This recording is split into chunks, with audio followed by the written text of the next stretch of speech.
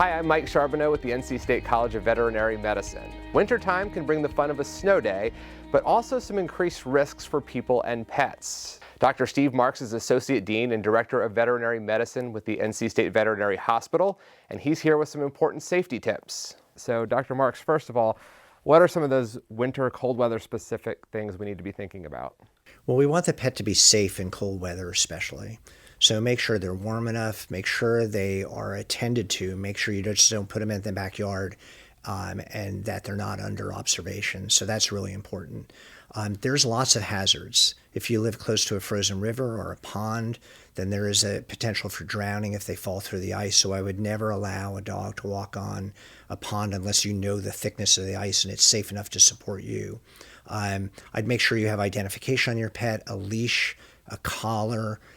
One of the things that we see is a person will slip on the ice, they will fall, they'll release the leash, and the pet will scamper away, and that causes great stress for both the animal and the pet owner, so I would be very careful.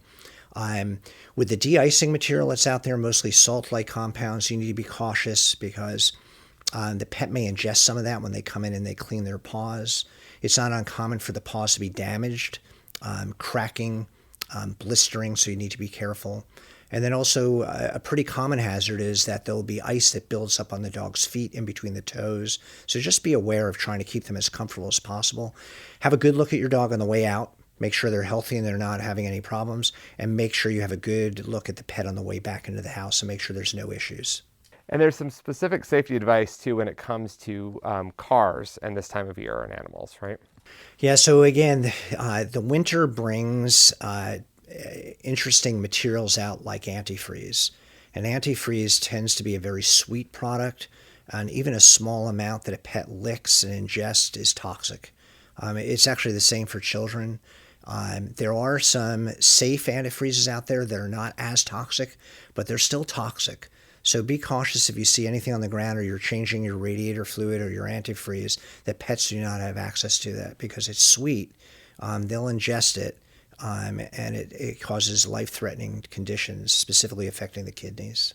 And some animals will actually seek out a car for warmth too, is that right? That's absolutely true. So if you've never seen this, it can be quite remarkable. So it's not uncommon for a parked car that has recently been turned off and you walk in the house for wild animals especially, but also cats, to crawl up under on the engine block for the warmth. And then it may be that the owner of the car comes out and starts the vehicle. And usually what happens is the pet scampers and they either get hit by the car when it's moving, or they can sometimes have a fan injury. So from the fan and the engine will clip the pet and cause significant lacerations.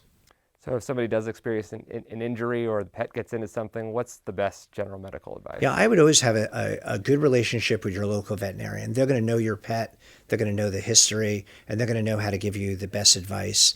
And if you're worried and you're not sure you should see the veterinarian, I would say see the veterinarian. Some veterinarians will be able to answer your questions on the phone, but make sure that you have on your speed dial an emergency veterinary hospital so you know if this happens out of hours, you don't have to run around and find a hospital. You can find more on these and other important safety tips on the NC State Veterinary Hospital website. Visit go.ncsu.edu/pet safety.